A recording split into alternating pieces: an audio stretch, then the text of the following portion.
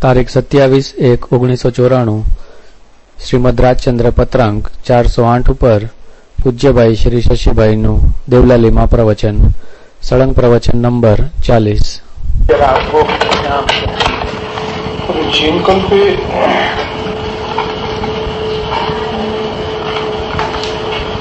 મહાભાગ્ય એવા શ્રેણિક શાહી સંસ્કૃતિ છતાં ચરમ શરીરે નહોતા એવું તે જ જીનશાસ્ત્રોને વિશે કથન છે. તે જ જીનશાસ્ત્રો, અમારા જીનશાસ્ત્રોનું વિધાન.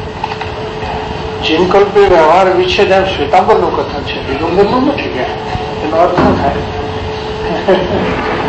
એનો અર્થ શું થાય?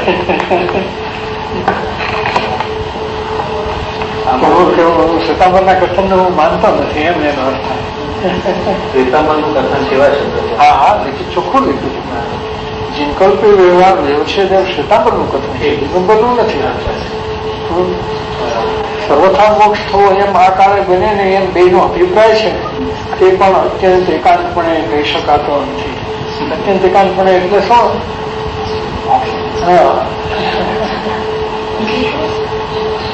સર્વથા આ કાળે મોક્ષ થવો એમ એમ એમ બેનો અભિપ્રાય છે, તે પણ અત્યંત એકાંતે કહી શકાય નહીં. કેમ કે આ કાળે મોક્ષ છે, નાભિદેમાં જાય છે નહીં. આ કાળે મોક્ષમાં જાય છે, સર્વથા મોક્ષ થાય. આ ક્ષેત્ર ન થાય, આ ક્ષેત્ર ને આ કાળે સર્વથા ચરમ શરીરી પણ જાણીએ કે આ કાળમાં નથી આ ક્ષેત્ર. તથાપિ અશરીરી ભાવે આત્મસ્થિતિ તો છે, તો તે ભાવને ચરમ શરીરની નહીં પણ સિદ્ધપણું છે. ચરમ શરીરની શું કરવા તમે વાત કરો? તો સિદ્ધપણું થયું કે.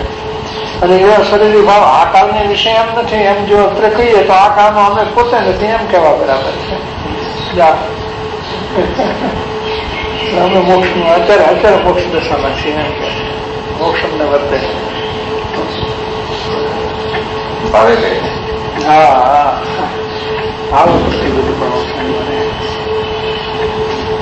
416 નો પત્ર લઈ આવ્યો. 413 હતો.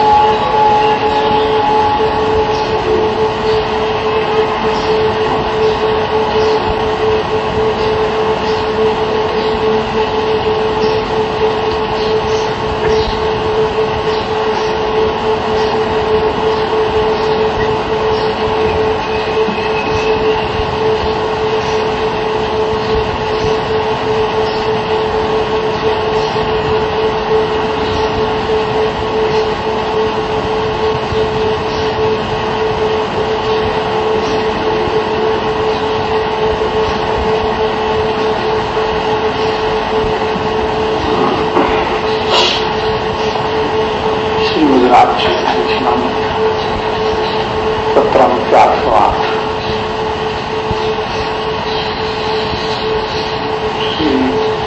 સૌભાગ્યભાઈ સ્વરૂપ પત્ર, વર્ષ 25માં સોમભાઈ ભાદરવા બધા બુધવારો 1948. ઓમ નમસ્કાર.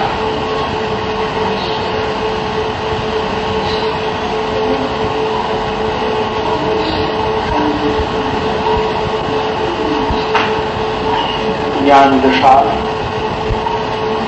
सत्पुरुष की कैसी होती है,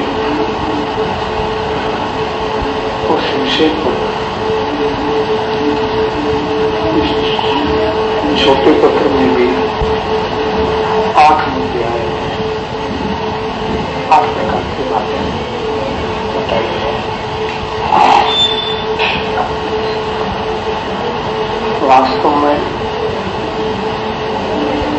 अपनी ज्ञान दशा का विवरण किया है। गोपाल देव ने इस सूत्र में अपनी ज्ञान दशा का ही विवरण किया है।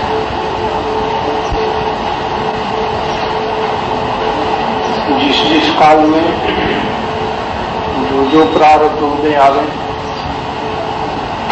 यह वेदन करना यह ज्ञानी पुरुषों का सनातन आचरण है। ज्ञानी पुरुष की वर्तना कैसे रहती है?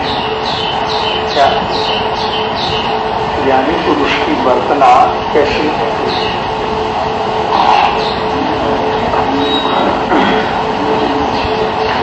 जो भी प्रारब्ध उदय आवे, जो काल में जो पूर्व कर्म का उदय आवे, उसको सम्यक प्रकार से वेदन करना। सम्यक प्रकार से वेदन करना माने ज्ञाता दृष्टा है। इस प्रकार का प्रारब्ध उदय न आवे तो अच्छा, ऐसा ज्ञानी पुरुष का आचरण नहीं होता। और इस प्रकार का उदय आ जाए तो अच्छा, ये भी ज्ञानी प्रकार का आचरण है। खुला रहे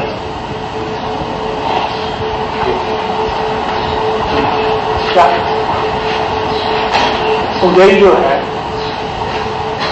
वैसा भी उदय हो पाने को क्या हमको हमारे किए हुए प्रारब्ध को भोग लेना है। हमारा कर्ज हमें चुका देना है और हमारा कर्ज चुकाने में हमें कोई हिचकिचाहट नहीं होना चाहिए, कोई आनाकानी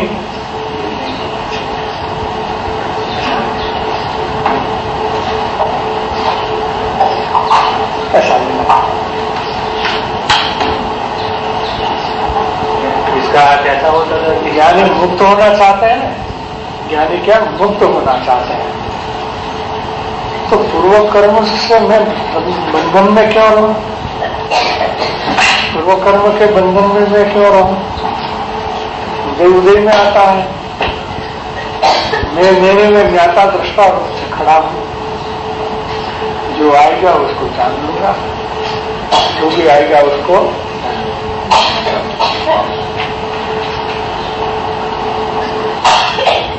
दो प्रकार के उदय आते हैं, शुभ के और अशुभ के, और बहुभाग दोनों का मिश्रपणा होता है।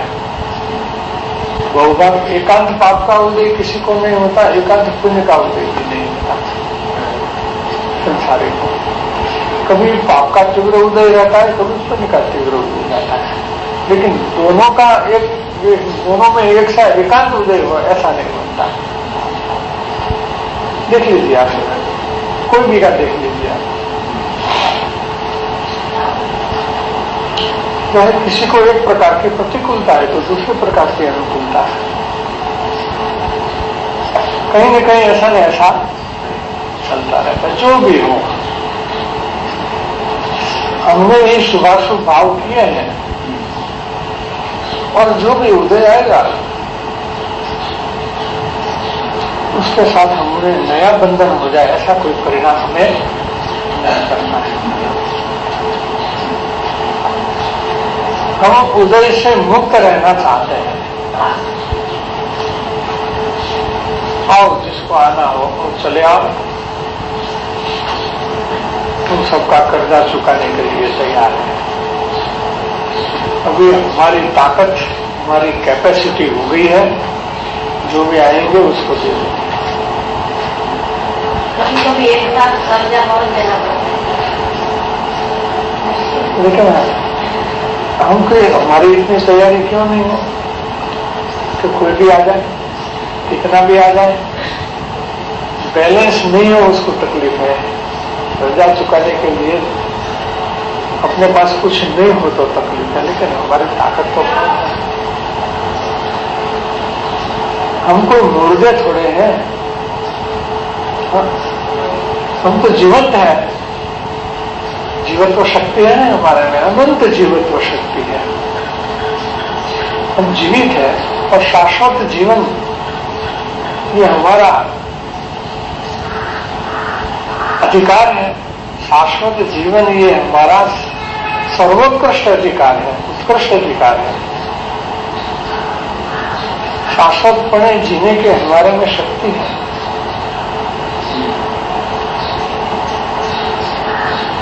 और कोई हमें तकलीफ, हमको कौन तकलीफ दे सकता है कि कोई तकलीफ हमको दे नहीं सकता है। हमको कोई तकलीफ दे नहीं सकता है। हमें तो ऐसा दिखता है, ये तकलीफ देता है, ये तकलीफ देता है। नहीं नहीं, वो अपन मान लेते हैं कि हमको तकलीफ देता है, कोई तकलीफ हमको नहीं। परद्रव्य के परिणाम परद्रव्य की सीमा में समाप्त होता है। क्या? परद्रव्य के परिणाम परद्रव्य की सीमा में समाप्त हो जाता है। ज्ञानी तो खैर महाभाग्य है ही, तो ज्ञान दशा में आए, यही उसका सिद्ध पद का प्रथम चरण चालू हो गया। लेकिन हमारे मुमुक्षु को ये जो मार्ग मिला, ये कोई कम सौभाग्य है। अनंत काल से हम परिश्रम करते थे, कोई काल छोड़ा नहीं गया है हमारा। अब हमको ऐसा सुंदर जीवन मार्ग मिल गया, ऐसा महान मार्ग मिल गया, तो हमारा सौभाग्य कितना बड़ा है। इसके आगे दूसरा पुण्य पाप का हिसाब कौन सा है? तो कोई हिसाब नहीं है, कोई गिनती। ये तो मामूली चीज है।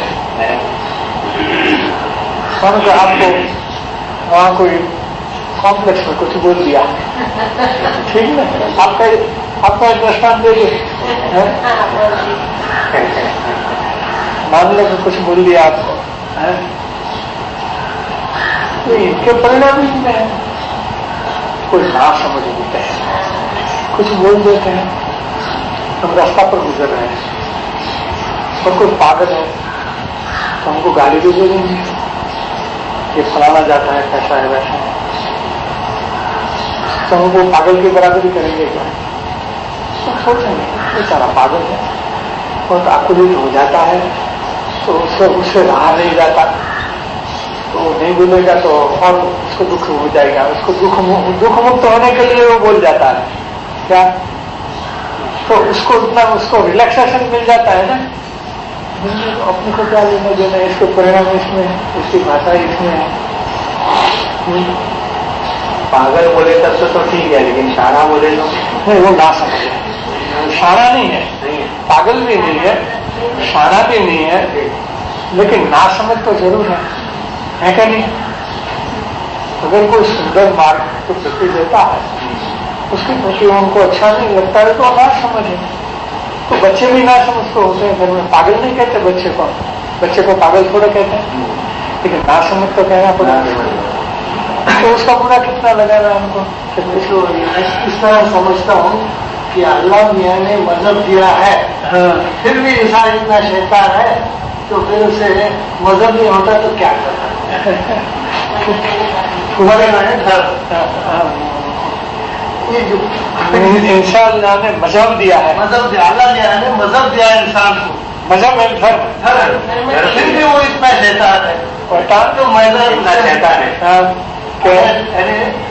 वो फिर भी इतना अनुकूलता खुलता करता है, तो उसको जो मजहब नहीं होता तो क्या करता? नहीं, उसमें क्या है, वो हमारी गलती है कि हम मान लेते हैं कि वो उल्टा सुल्टा करते हैं, करने से मजहब नहीं होता है, वो हमारी गलती है। अल्लाह मियाँ ने मजहब दिया है, बस वो अच्छा है, और इसके आगे कुछ नहीं है, सब कुछ नहीं है। हमारे मजहब के आगे सब कुछ नहीं है, ये बात।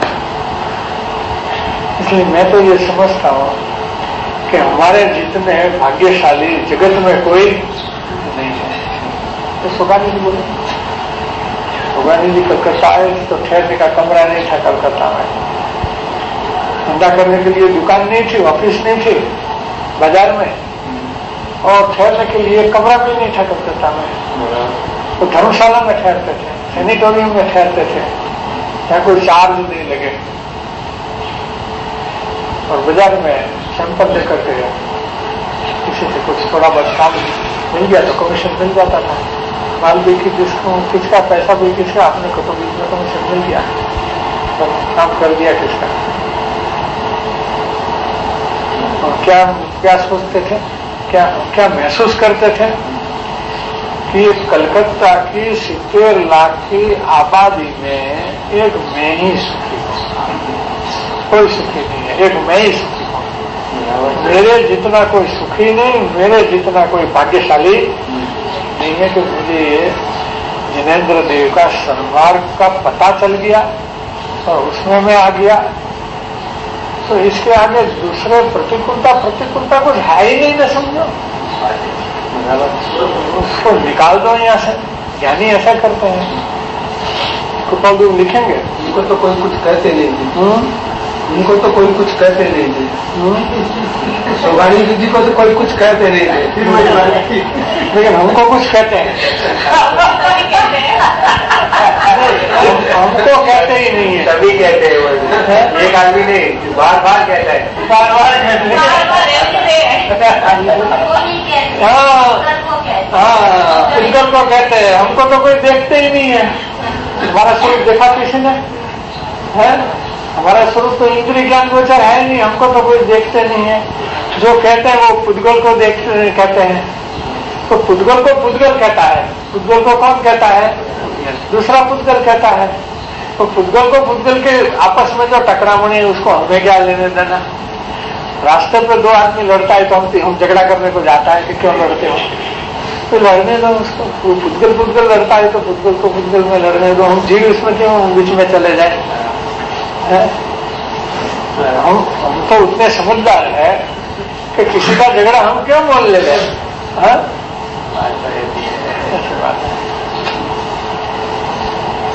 कृपा लिखते नीचे कि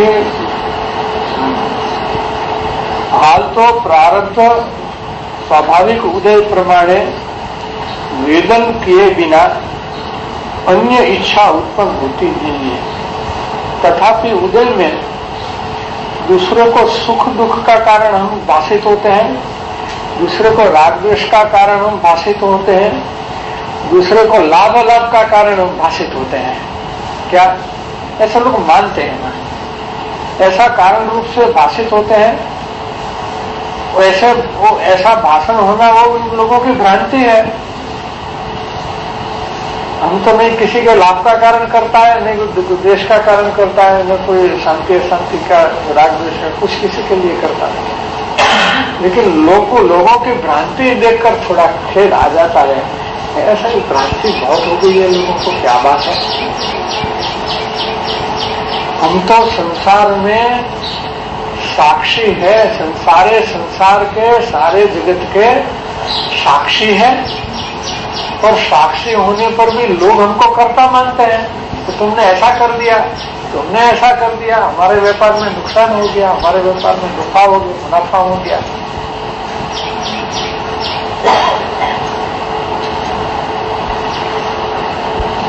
ऐसा प्रसंग में साक्षी रूप पुरुषार्थ करना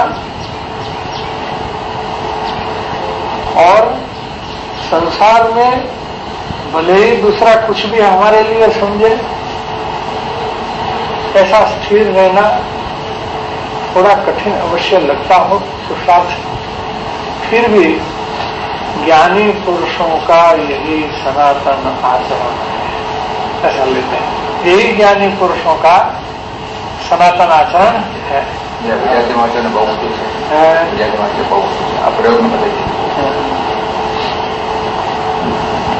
જે સંસારની વિશે સાક્ષી કરતા તરીકે બનાય છે, તે સંસારમાં સાક્ષીએ સાક્ષી રૂપે રહેવું અને કર્તા તરીકે ભાષ્યમાન થવું, તે બેધારી તરવાર ઉપર ચાલવા બરાબર છે।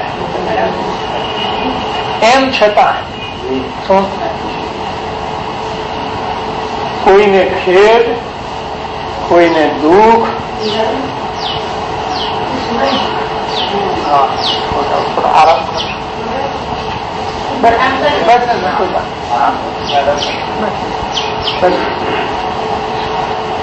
એમ છતાં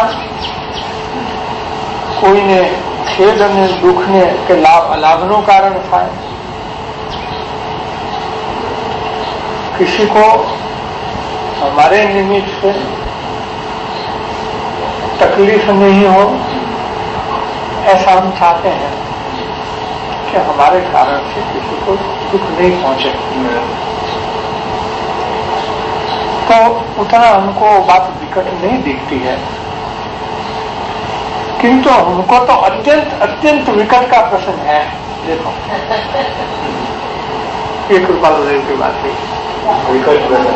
हाँ, कि हम किसी का बुरा नहीं करते, किसी को बुरा लगाते नहीं, बहुत मृदु भाषित है क्या, फिर भी किसी को द्वेष होता था, तो दुखी नहीं होते थे, तो उनको अच्छा नहीं लगता मेरे कारण से क्यों दुखी हो रहे हैं। मेरा तो अभिप्राय नहीं है कि मेरी वजह से किसी को दुख पहुंचे, तो बिल्कुल अभिप्राय नहीं है, फिर भी किसी को होता है। ऐसा हमारा उदय उस प्रकार का है, कृपालुदेव का उदय उस प्रकार का था। हमको तो अत्यंत अत्यंत विकटपना का प्रसंग है, उदय है। ऐसे उदय में भी उदासीनपना, यही सनातन धर्म ज्ञानी का है, तीनों काल के ज्ञानियों का यही धर्म है। एक कैसा भी हो, कुछ भी उदय हो, उदास उदास उदास, जरा भी उसको तूल नहीं देना। क्या किसी भी उदय को जरा भी तूल नहीं देना, यही ज्ञानियों का सनातन धर्म है, सनातन आचरण है, ऐसा कहते हैं। तो मुमुक्षु जीव भी इस बात को किस तरह अंगीकार करता है, या अंगीकार करना चाहिए कि कोई भी उदय आओ, कैसे भी उदय आओ, प्रकार तो हमारे लिए दो ही है, तीसरा प्रकार उदय का नहीं होता, कुछ शुभ का कुछ अशुभ का। शुभाशुभ कर्म का उदय उसके क्रम में आने दो, हमको तो क्रम भी नहीं बदलना है कि पहले ऐसा उदय आ जाए बाद में ऐसा उदय आ जाए तो अच्छा, अमुक उदय नहीं आवे और अमुक आए वो बात तो है नहीं, लेकिन पहला वो आ जाए और पीछे वो आ जाए वो भी हम नहीं विचार करते हैं, वो लेते हैं। कभी अपने वर्तन से या वाणी से किसी को दुख पहुंचे, हमारा अभिप्राय न हो, तो उसमें उनको दुख पहुंचा है वो थोड़ा विचार हमें करना है कि कहीं हमारी गलती, हमें पता भी नहीं होता उनको, फिर भी अब तो पहले विचार करना है कि कहीं हमारी गलती तो नहीं हुई। अगर गलती हुई है तो स्वीकार कर लेंगे, हमारी गलती नहीं है फिर भी उसको कोई गलत फहमी से दुख पहुंचा है तो फिर हमें उदास रहना है, तो उदास तो ठीक है, अपनी गलती नहीं है, लेकिन उनको ऐसा लगता है तो इसका तो कोई इलाज नहीं है। इनका भी कोई ऐसा उदय है क्या, इनका भी कोई ऐसा उदय है तो हमें उनके प्रति द्वेष करना है। राग करने का तो सवाल ही नहीं करना होता, द्वेष भी हमें नहीं करना है, द्वेष भी नहीं करना और उसके ऊपर ज्यादा वजन भी नहीं है। उदासीन होने का मतलब यही है कि उदय पर हमें तुम देना ही नहीं है, जो हो तो मेरे में कुछ नहीं है। उदय उदय में है, उदय की पर्याय उदय में है, उदय की पर्याय मेरे आत्मा में नहीं है। हर उदय में मैं ज्ञाता दृष्टा रह सकता हूँ, हर उदय में मैं ज्ञाता दृष्टा रह सकता हूँ। बनने डिवीजन अलग, लेकिन हमें किसी को पहुंचाने के लिए हम न क्या करेंगे, हम निमित्त नहीं है, फिर भी उसको पहुंचता तो है। ऐसा होता है जिसको हमारे वजह से ऐसा अभिप्राय है। तो फिर होता है तो उनको उदास लेना, उसको वजन नहीं लेना है, ऐसा क्यों उसको होता है। हम निमित्त बन गए, नहीं, उसने निमित्त बनाया। हम बने कब, हमारी गलती हो गई तब। तो हमारी गलती नहीं हो तो हम निमित्त नहीं बने हैं। वो बनाते हैं लेकिन हम बने नहीं। हमको ज्ञाता दृष्टा रहना है। ज्ञाता रह जाओ, सिर्फ ज्ञाता रह जाओ। हमारे जैन दर्शन में यही सबसे बड़ी बात है। जैन दर्शन में सबसे बड़ी बात यही है कि हम दूसरे के इसका निमित्त नहीं बने, ज्ञाता दृष्टा रहे। दूसरे दर्शनों में ये चीज न होने से हर वक्त चलती है, आए और आए। तो दुनिया में जितने युद्ध हुए और जितने ज्यादा लोग मरे, सिर्फ धर्म की वजह से मरे। विग्रह तो first world war, second world war में कुछ ही नहीं लोग मरे जाता, जो धर्म की कारण से। नहीं, उसमें इसका कारण ये है कि जगत में संख्या किसकी ज्यादा है, अज्ञानी के ज्ञानी। तो ऐसा ही होगा। शुद्धात्मा बहुत है। ऐसा नहीं होगा तो आश्चर्य है। अगर ऐसा नहीं हो तो आश्चर्य है। अज्ञानी अज्ञान रूप परिणमेगा, अज्ञानी ज्ञान रूप परिणम जाए तो आश्चर्य होगा, लेकिन अज्ञानी अज्ञान रूप परिणमेगा, उसमें कौन सा आश्चर्य है। उसमें कोई आश्चर्य नहीं होना चाहिए। हमारा वजन था इस बात में कि हमारी ये तैयारी होनी चाहिए कि हम ज्ञाता है। हम सिर्फ ज्ञाता है, ज्ञाता रहने की हमारे में अनंत ताकत है। क्या ज्ञाता दृष्टा रहने की हमारे में अनंत शक्ति है। हम ज्ञाता रह सकते हैं, हर हालत में हम ज्ञाता रह सकते हैं। बस मेन पॉइंट। जिनेंद्र भगवान ऐसे मौन रह करके क्या देते, क्या कहते हैं हमको, ज्ञाता दृष्टा रह जाओ। हमारी मानोगे कि नहीं मानोगे, ज्ञाता दृष्टा रह जाओ। रह जाओ ज्ञाता दृष्टा, बस हो जाओ ज्ञाता। आपको कुछ फिर कोई आपत्ति आएगी नहीं। जैसे भगवान को कोई आपत्ति नहीं, ऐसे हमारे भगवान को भी कोई आपत्ति नहीं। ये बात है। प्रभु जो अपने उदय के लिए लिखता है कि हमको बहुत उदय के हिसाब से देखे तो बहुत विकट उदय है हमारा, लेकिन हम तो उस विषय में उदास है। यही ज्ञानियों का सनातन आचरण है, हमारा भी यही आचरण है। ऐसा कहते हैं हमारा भी यही आचरण है। जैसे महापुरुष को भी ये बात थी,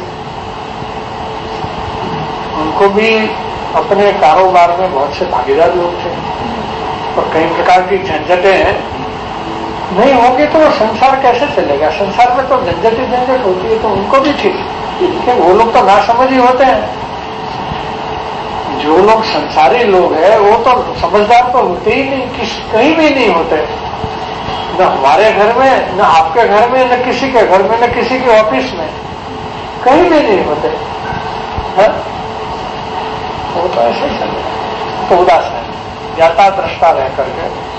अस्थि से बोले तो ज्ञाता दृष्टा, नास्ति से बोले तो उदास रहना। उदास मैंने उपेक्षा करना। ज्ञाता दृष्टा रह जाओगे तो उपेक्षा हो ही जाएगी। ज्ञाता भाव में रह जाओगे तो उपेक्षा हो जाएगी। और कुदरती स्वाभाविक कार्य क्या संपन्न होगा कि आपका जो उदय है वो आपने सम्यक प्रकार से भोग लिया है। सुखी दुखी होकर के नहीं भोगा।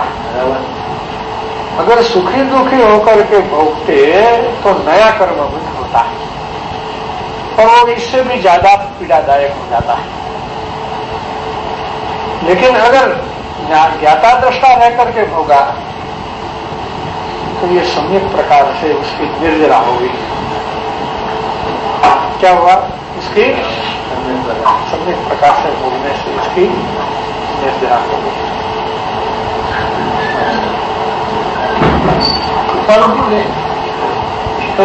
परिस्थिति घણી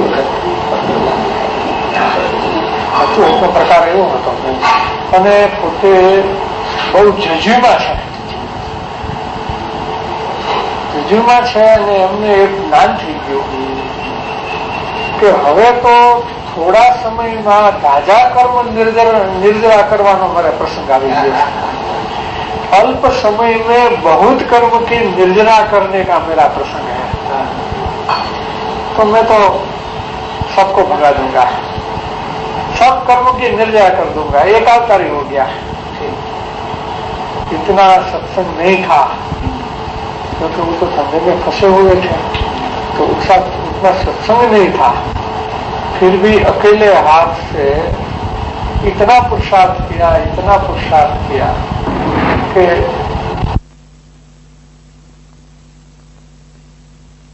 अकेले हाथ से इतना पुरुषार्थ किया कि आगामी इतनी स्थिति रही कि एक भाव से ज्यादा कर्म की कोई स्थिति नहीं पड़ी। एक भाव में हाँ, एक भाव में सभी कर्म की निर्जरा होकर के मोक्ष हो जाए, उतनी सीमा में रह गया, बाकी के सबको खत्म कर दिया।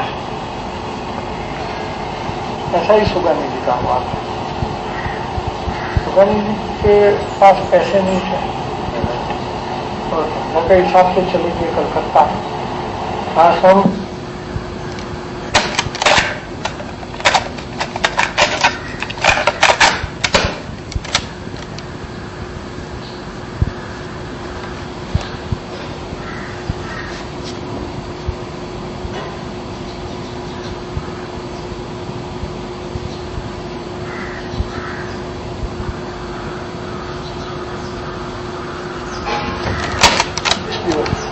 साढ़ा 10 महीना થયા કે નહીં? જ્ઞાન દશામાં રહ્યા।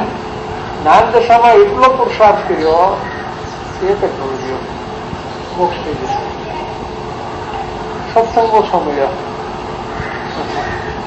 સુગાનીજીને સત્સંગ ઓછો મળ્યો।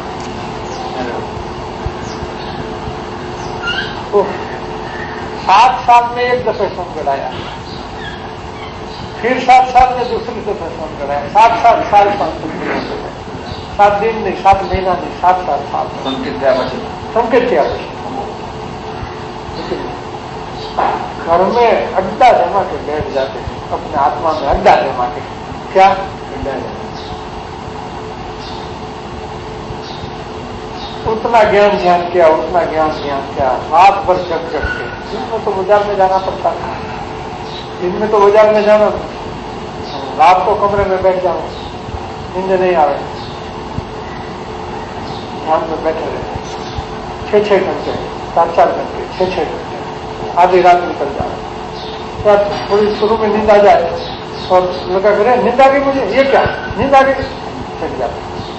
2-3 घंटा सो रहे, रात को 12-1 बजे बैठ जाओ, सुबह तक बैठ जाओ।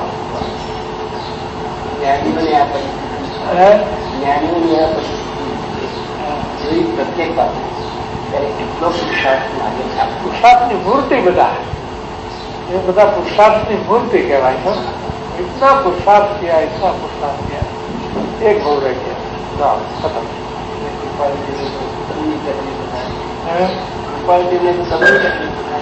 તમને એટલી શરીર તો તકલીફ થતી, શરીરની તકલીફ તો આમ તો સામાન્ય હતી, બહુ નથી, પણ એ તો કોઈ પણ હાલતમાં अंदर शक्ति बहुत है। हमारे आत्मा में अनंत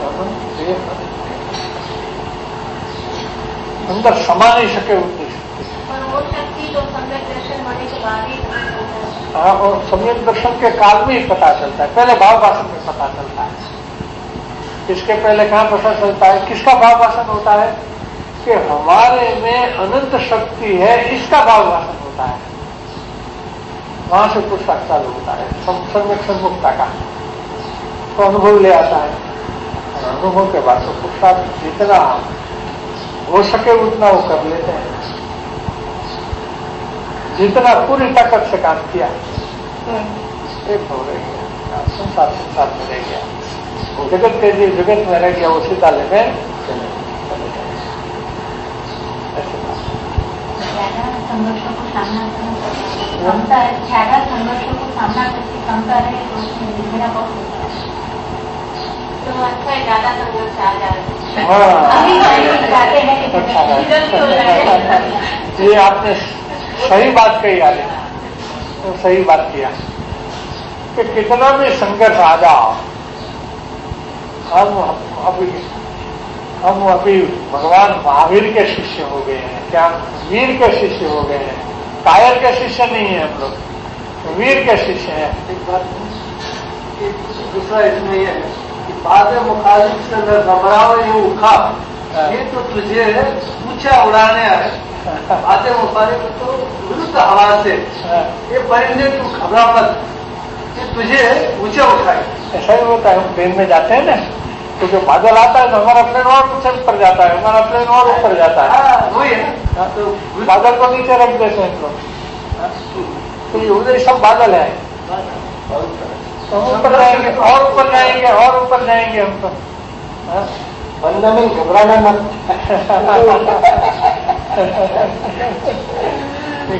ये तो बादल के बात है, बहुत ही करुणा पुस्तक से।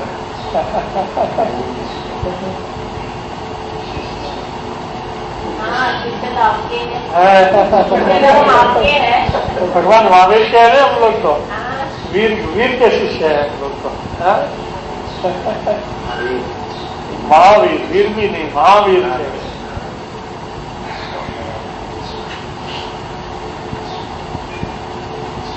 प्रतिकूलता तो कायर को प्रतिकूलता लगती है, क्या जो प्रतिकूलता है वो तो कायर को प्रतिकूलता लगते हैं, हम ऐसे कायर नहीं है, नामर्द नहीं। ऐसा हुआ था सोनगढ़ में हमारी उपस्थिति में सुगानी जी से किसी एक मुमुक्ष ने झगड़ा कर दिया। ऐसा नहीं कि आपको ही बोलते हैं, ज्ञानी को भी बोलते हैं, नहीं ऐसा नहीं, ज्ञानों की वो बोलते हैं। तो काफी झगड़ा किया, क्या तो जोर जोर से बोलते ही रहे, जितना उसका रोष था उसको निकाल दिया, तो कुछ बोले नहीं, हम बैठे थे तो उतना ही बोले, सब बहुत बोले ये लोग, हम नपुंसक थोड़े हैं कि इसमें बह जाएंगे। क्या बोले, एक ही वचन बोले, हम इतने नपुंसक नहीं है कि हम इसमें बह जाएंगे। तो वो झगड़ा करे तो हम उसके साथ झगड़ा कर ले, ऐसे हम नपुंसक नहीं है।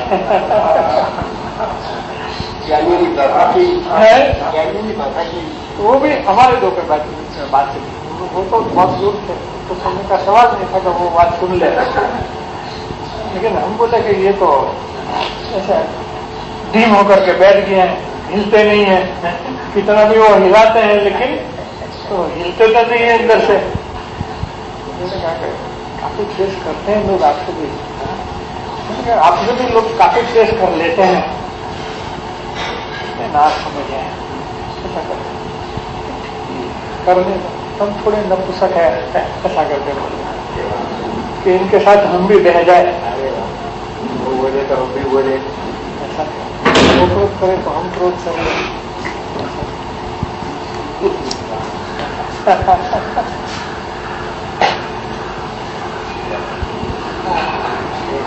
बहुत सुगानी जी ने जो पुरुषार्थ किया है, हमारे कुछ बात चली है, गजब का हर हाल में बात तो ऊपर जाती है, तो प्राइवेट बात नहीं करते हैं। ज्ञानी समझदार होते हैं और ज्ञानी ना समझ होते हैं, वो तो समझते हैं कि वो ऐसा ही करेगा, इनका राग नहीं पुसाता है, जिस प्रकार का इनका राग है वो पुसाता नहीं है, तो ऐसा ही होगा। क्या होगा? तो ऐसा ही होगा, इनके राग पर घाव पड़ता है, वो बर्दाश्त नहीं कर सकते तो चिल्लाएंगे। ठीक है, अपन तो समझदार है, ज्ञान करो, मौन रहो, ज्ञान करो, सही परिस्थिति का ज्ञान करो। और ये उदय हमारे लिए मुफ्त में नहीं आया है, ऐसा जो उदय है वो कोई मुफ्त का तो नहीं आया है। कई लोगों को भाग में बहुत अनुकूलता है, तो आपको जैसा करना है वो करो, हमारे तरफ से कोई पाबंदी नहीं, ऐसा भी लोगों को होता है। तो हमको नहीं होता है, इसका क्या कारण? कि हम ऐसा कोई पूर्व कर्म करके आए, हम ऐसा कोई पूर्व कर्म करके आए, तो मुफ्त में तो नहीं आता। तो सही ज्ञान करने से समाधान हो जाएगा। समाधान हो जाने से अपनी भिन्नता जो है वो ऐसी बनी रहेगी। ज्ञाता दृष्टा भिन्न है, सर्वथा सभी से भिन्न है, इसलिए हमें कोई उपाधि बोलनी नहीं है, किसी की कोई उपाधि करने का हमें कोई कारण नहीं है। सही परिस्थिति का ज्ञान करके समाधान रूप से विचार करना है। बात खत्म। बोलना बोलिए। आती है कुदरत की बहुत मेहरबानी। हाँ तो ईश्वर का अनुग्रह से तो भगवान के प्रसाद ही बोला है, कृपालुदेव ने तो ईश्वर के प्रसाद ही बोला है, अनुग्रह का प्रसाद ही बोला है।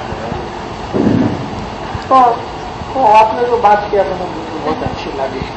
जितना आना हो आने दो अभी तो, जितना भी आना हो आने दो इसको तो। अब हम हैं भगवान के वीर के पुत्र हैं, अभी हम कोई डरने वाले नहीं है, तैयार बैठे हैं। हमारे शांति का शस्त्र है हमारे पास, क्या समाधान का शस्त्र है हमारे पास, ज्ञान का शस्त्र है हमारे पास, सब सजा बजा के हम सजा के बैठे हैं। ऐसे कोई ऐसे बह जाने वाले नहीं है, बस ज्ञान को ऐसा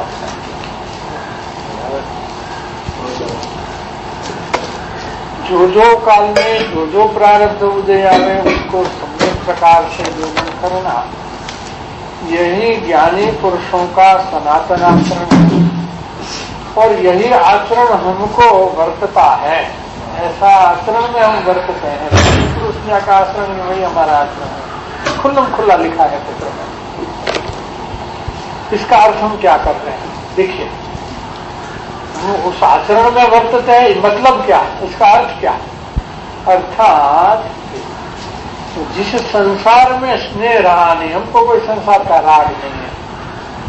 राग होता तो दुख लगे ना कि हमारा राग पुसाता नहीं है, लेकिन जिस संसार में हमको राग नहीं, स्नेह नहीं, प्रेम नहीं, उस संसार के कार्य की प्रवृत्ति करने का उदय तो है। राग नहीं होने पर भी उदय है, पर वो उदय अनुक्रम जैसा हमारा कर्म बंधा हुआ है उस अनुक्रम से हम भोग रहे हैं, शांति से, समाधान से, सही ज्ञान से, ज्ञाता दृष्टा रह करके वेदन कर रहे हैं। उस उदय के क्रम में कोई भी प्रकार की हानि वृद्धि करने की हमारी इच्छा उत्पन्न नहीं। क्या पंजी मत में एक ऐसी बात है, वो सत्यनारायण की पूजा करते हैं ना, अब तो महाराष्ट्र में तो बहुत होता है, उनको प्रसाद के बना नहीं करा कर सकता। सब कथाएं 4-5 कथाएं 5 कथाएं चलती है,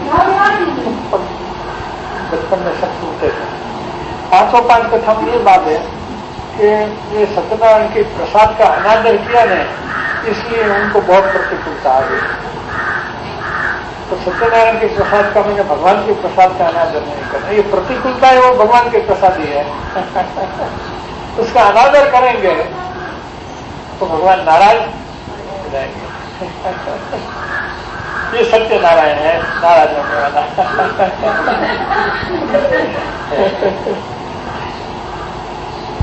देखो क्या कहते हैं कि उस उदय के क्रम में किसी भी प्रकार की हानि वृद्धि करने की हमें इच्छा उत्पन्न होती नहीं है।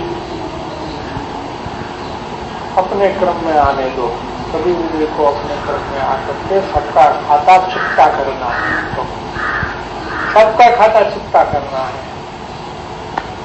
क्या यानी कोई बीमारी आती है तो क्या कहते हैं, साता बेलनी का खाता भी चुका रहे हैं। 8 प्रकार के कर्म है ना, आयु कर्म तो हर समय चुका ही रहे हैं, लेकिन जो भी है उसका खाता चुकता करना है। हमारे सिर पे कोई कर्ज रखना नहीं है। ऐसी इच्छा उत्पन्न नहीं होती। और हम ऐसा जानते हैं कि ज्ञानी पुरुष का वैसा ही सनातन आचरण होता है। यही ज्ञानी पुरुषों का आचरण है। तथापि जिसमें स्नेह रहा नहीं है, कोई राग हमको संयोग में राग रहा नहीं है, अथवा राग रखने की इच्छा निवृत्त हो गई है, हमको राग करना भी नहीं है, राग रहा भी नहीं है, आगे जाके हमको करना भी नहीं है किसी से। और जो थोड़ा राग है वो भी निवृत्त होने जा रहा है, वो भी मिटने जा रहा है। अल्प है वो भी निवृत्त होने जा रहा है। ऐसे इस संसार में, संसार के प्रति हमारा किसी का कार्य कर देना या किसी को कारण रूप बन जाना, उसका कार्य होने में हम मदद करने लगे, कारण बने, या कोई कारण हो उसका हम कार्य बन जाए, ऐसी कोई हमारी इच्छा नहीं रही है। हमें कोई कार्य कारण में किसी के साथ पड़ना ही नहीं है। सबों से निवृत्तपना ही आत्मा में वर्तता है। हमारा आत्मा सभी जगह से निवृत्त होने को वर्त रहा है।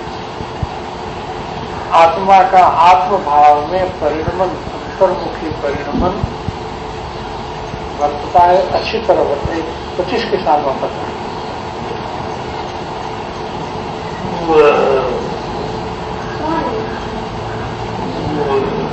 फिर भी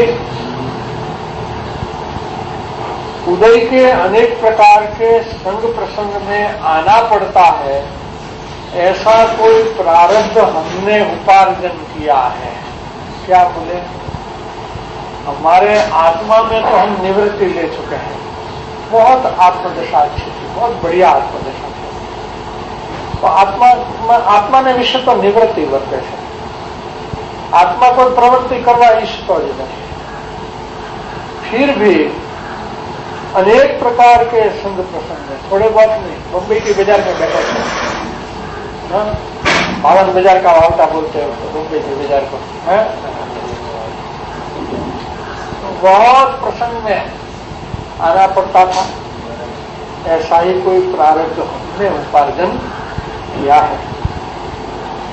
जो समपरिणाम से वेदन करते हैं, विषम परिणाम से वेदन नहीं करते हैं, सम परिणाम से वेदन करते हैं। देखते हैं जगत की लीला को बैठे बैठे मुफ्त में देखते हैं।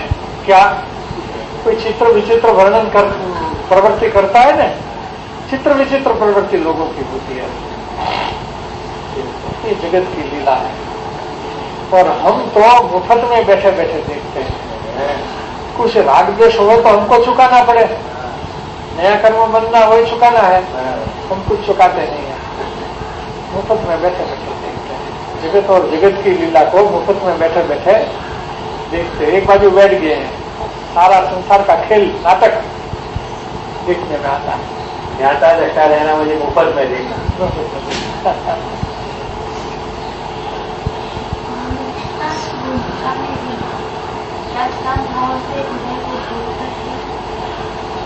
संभाव नहीं होवे तो संभाव का पुरुषार्थ तो कर सकते हैं, बस सबको ये करना है।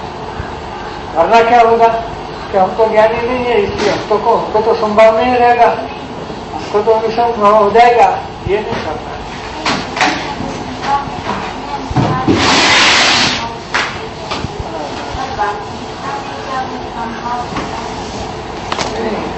वो संभाव नहीं है। थोड़ा कषाय बंद होता है, और जितनी समझ है उतना अच्छा है। समझ से, ज्ञान से जितना काम होता है उतना अच्छा है। ज्ञान पूर्वक जितनी प्रवृत्ति शांति रहने की होती है उतना अच्छा है। अच्छा, मुमुक्षु माने क्या है? प्रश्न निकला है तो चलता है कि मुमुक्षु माने क्या है? कि मुमुक्षु वो है कि जो ज्ञानी के मार्ग पर चलने का इच्छुक है। तो ज्ञानी संभाव में वेदन करते हैं, तो हम ज्ञानी के मार्ग में चलने के लिए इच्छुक है क्या नहीं है? तो वैसे ऐसी कोशिश करेंगे, ऐसा प्रयास करेंगे, हमारी पूरी ताकत से ऐसा प्रयास करेंगे, तो आज नहीं तो कल हम भी ज्ञानी हो जाएंगे। अगर ऐसा करेंगे तो हम भी ज्ञानी हो जाएंगे। क्यों नहीं होंगे? ज्ञानी क्या? उसको हमारे सुगम उनका परिचय था, बोले कि हमको कितने ज्ञानी मिले हमारे भाव में, हम बहुत भाग्यशाली है। गुरुदेव मिले, बहनश्री मिले, सुगानी जी मिले, एक भाव में 3 ज्ञानी की भेंट होगी ऐसे विषम काल में। काल बहुत खराब है, हम कितने भाग्यशाली हैं। तो हमने बोला कि वो भाग्य से भी हमारा भाग्य तो हमको बड़ा दिखता है। तो क्या दिखता है कि हम ज्ञानी के, हम तो सिद्ध होने वाले हैं। आपको ज्ञानी को मिले और भाग्यशाली हुए, तो ज्ञानी बन जाएंगे तो और भाग्यशाली होंगे, लेकिन हम तो सिद्ध होने वाले हैं। ज्ञानी की क्या बात करते हो? हमारा तो उतना दिखता है हमको, तो हम तो सिद्ध होने वाले हैं।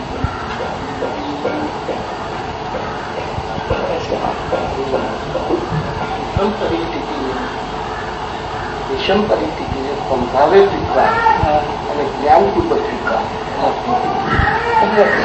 જ્ઞાનપૂર્વક જ સંભાવ જોઈએ, સાચો સંભાવ. નહીં તો સાચો સંભાવ ન લે પણ થોડું દમન થઈ જાય. પોતાના કશાયને રોકવા માટે એક હઠ અથવા દમનનો પ્રકાર આવે, અને જ્ઞાનથી સહેજે સંભાવ જોઈએ. આમ બહારના દેખાવ બે સરખો કદાચ લાગે કે ભાઈ આ વિષમ પરિસ્થિતિમાં પણ શાંત છે, પોતાની શાંતિમાં છે, પણ એમાં બે પ્રકાર હોય છે.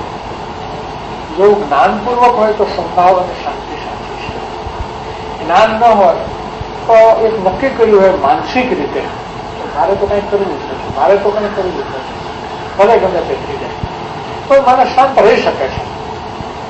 એક માનસિક મક્કમતાથી પણ શાંત રહેવાય છે, અને એક જ્ઞાનપૂર્વક સંભાવ આવે એની શાંતિ એ સ્વાભાવિક વસ્તુ છે, અને એ કર્તવ્ય. એમાં તો શું છે કે એકાદ વખત તમને રહ્યો તો બીજી વખત કમાન છટકી જાય, 2 વખત રહ્યો તો કદાચ ત્રીજી વખત કમાન છટકી જાય, પણ દમન છે એ ટકી ન શકાય.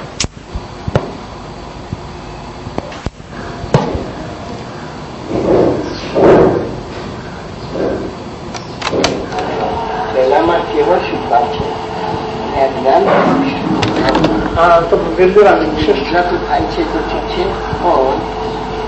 પણ આપણે મિથ્યાત્વ હોવું પડે. હા, દર્શનનો અનુભવ ઘણો કપાય. એ જ વખતે તમે જ્ઞાન વિચારમાં આવો, મારાથી બધા ભીન છે, હું એક જ્ઞાન સ્વરૂપે આત્મા છું, મારે શું લેવા દેવા સમજતું હોય. આ બધા ખેલ તો સંસારના પૂર્વ કર્મના ખેલ છે. કર્મ પ્રસંગ છે, આત્મ પ્રસંગ નથી. ત્યાં એ સબ કર્મ પ્રસંગ है, आत्म प्रसंग नहीं है. बस ભિન્નતા ભાવવા માંડે, ભિન્નતા વિચારવા માંડે, ભિન્નતાને આવિર્ભાવ કરવા માંડે, એ બધો પ્રયાસ છે.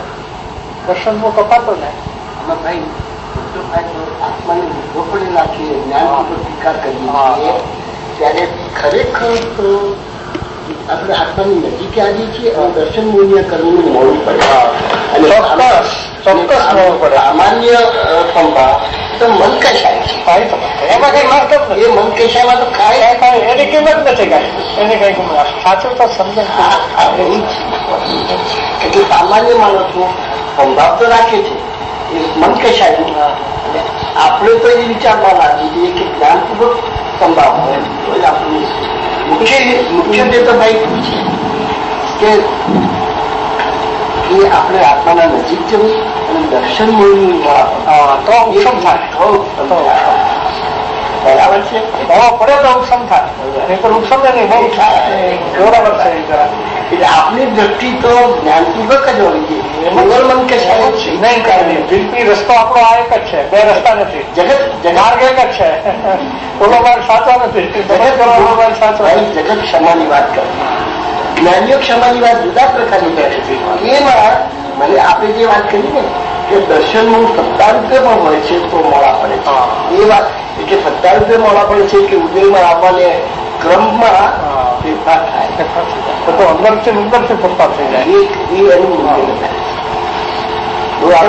એમને તો પરાનુકંપા પણ વિધિ છે. અમે આ પ્રવૃત્તિ કરીએ છીએ તો એનું કારણ જરાક તપાસીએ છીએ કે શું અમે કેમ પ્રવૃત્તિ તો પછી કરીએ છીએ, તો કે અમારા માટે નથી કરતા. પરાનુકંપા, બીજાની અનુકંપા આવી જાય છે ત્યારે અમે પ્રવૃત્તિ છોડી દઈશું ને તો આની હાલત બહુ ખરાબ થઈ જશે, આ કરી જશે એમ થામ. परानुकंपा लिखो है, खेल का कारण विचार देखने पर तो परानुकंपा जनाता है, इसलिए हाल तो प्रारब्ध स्वाभाविक उदय अनुसार वेदन करने के सिवा हमारी कोई इच्छा नहीं है. उदय में से हटने की हमारी इच्छा नहीं है. उदय के क्रम में हमको प्रारब्ध को भोग लेना है, अंतराग भाव में संभाव में रह जाएंगे. तो ऐसा करके काफी समाधान अपने आप में किया है. तो ये अनुकरणीय. उम्र कितनी थी उनकी तब? 25 साल की यानी सम्यक दर्शन हो गया, हो एक साल हो गया. गया. हाँ, करीब 25 साल. बादवा है કેટલાનો પત્ર છે? 408. આ પત્ર સોગાનીજીને વંચાયો હતો. सुगानी जी ने आ पत्र चाहिए. इस पत्र से मेरा थिंकिंग जो मंथन था वो बहुत बढ़ गया था. तो ये पत्रों में कोई भाग बहुत दूर है. मुमुक्षु की भूमिका में पहले पढ़ता था तो बहुत मंथन चला था इसमें. पहले कुछ समाधान नहीं आया, बाद में बहुत मंथन होकर के समाधान आया. तो फिर सोचा कि इसमें तत्व बहुत रहा है कि ज्ञानी की आचरणा क्या होती है. फिर सुगानी जी को पढ़ाया था क्योंकि उनको भी वही लागू होता है. पढ़ लिया मन में बोले नहीं बाद में पढ़ करके क्या तत्व भर दिया है इसमें, इतना बोले. ये पत्र में कितना तत्व भर दिया है इतना बोले. 4 साल पढ़ाया.